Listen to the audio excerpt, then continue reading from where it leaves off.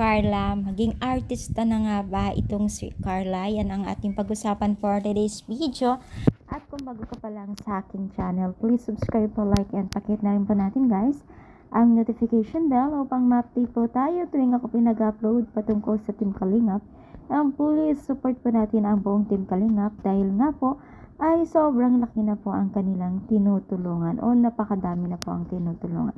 Alam niyo ba guys na itong si Carla at Beyonce ay maraming nagsasabi na pwede na daw silang di umanong maging artista dahil nga po sa kanilang angking kagandahan, at kita naman po natin na talagang pwede, di ba?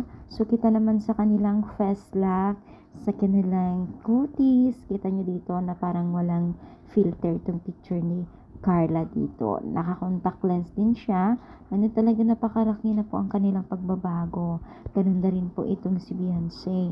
Sobrang laki, as in di sila makapaniwala, maging rin po ang mga taga-supporters nila na hindi sila makapaniwala dahil nga po dito sa kanilang nakita o sa kanilang nakikitang improvement ng pamumuhay nila ngayon, which is napakaganda at deserve naman po nila ito kung ano man ang kanilang natatamo ngayon.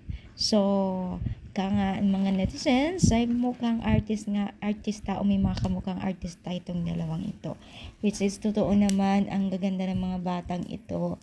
Kulang na lang talaga ay mega-artista sila, no? Kung meron lang talaga sigurong makakilala sa kanilang mga manager, siguro kinuha na kasi sikat na rin sila diba? Siguro marami siguro taga-subaybay itong mga to, no? So ano yung masasabi? Bagay ba nilang maging artista? I-comment lang dito sa baba at palike po ang ating video.